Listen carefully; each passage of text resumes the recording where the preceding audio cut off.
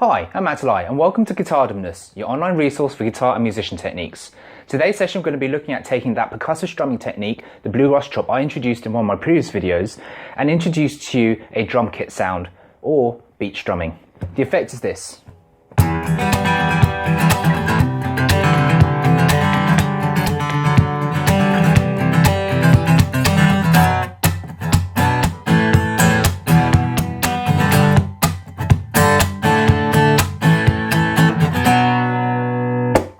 So by contrast, if I were to play that without the beat strum, this is what we would have.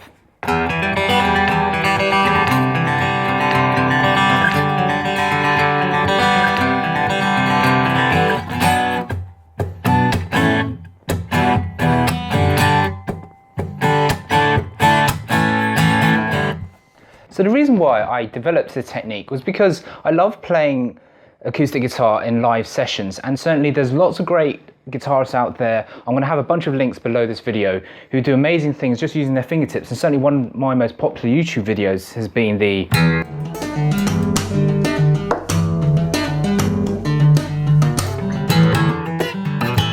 However, I found that during live sessions, especially when you don't have that luxury of being plugged in, especially with lots of musicians, you are struggling to be heard. And with large groups, when you have violins and banjos and saxophones, there's not really a chance of you cutting through if you're just doing a lot of finger picking or finger tapping.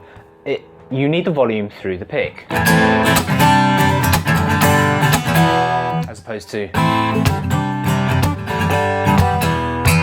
Even though I'm going to use the technique I have expressed and have shown within both the other videos, so please go and watch them, the two-hand tap, where I'm using the top part of the guitar body, and the bluegrass chop or percussive strum part 1.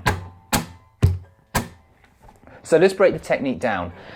Now, without any double tracking, I'm not using my foot to cheat or anything. This is purely your strumming hand technique exercise. So I'm going to do a simple 1, 2, 3, 4 beat.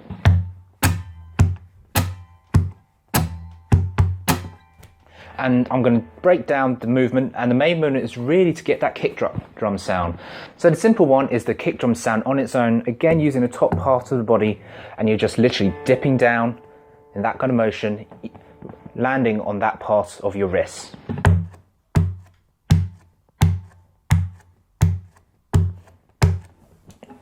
The trickier one is actually playing a note together with that movement.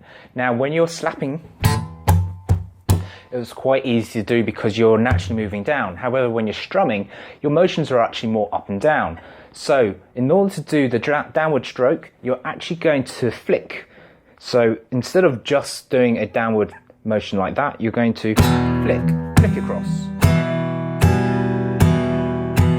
So what you're actually doing in slow motion is, as you're coming down, you're raking across the strings and hitting the guitar body.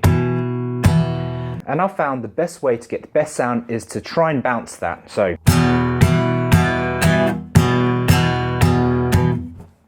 lastly, just to share with you one little tip, especially if you do get the chance to plug your guitar in, your acoustic guitar. Now, not all of them have the capability of picking up all the tones from the guitar body, in which case you might need to speak to a sound engineer, get them to understand where you're coming from, and also maybe even mic yourself up. A lot of country and bluegrass players actually use real mics rather than plugging them directly straight in.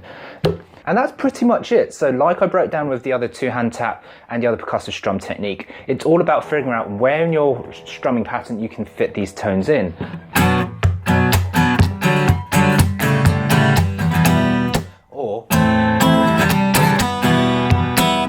So as I said, as an acoustic guitarist, you will get to love this. It's a very unusual technique and it's worth pursuing, because from that point onwards you'll have both finger picking to strumming,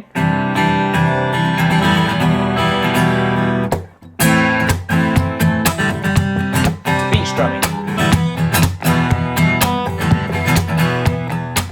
So one activity and exercise I think just to get you going is, again, 1, 2, 3, 4, and now to groove in.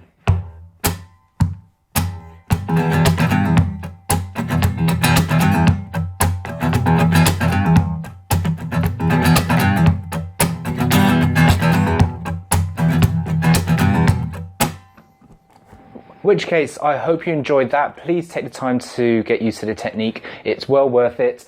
Have a great time and I'll catch you next time. Cheers.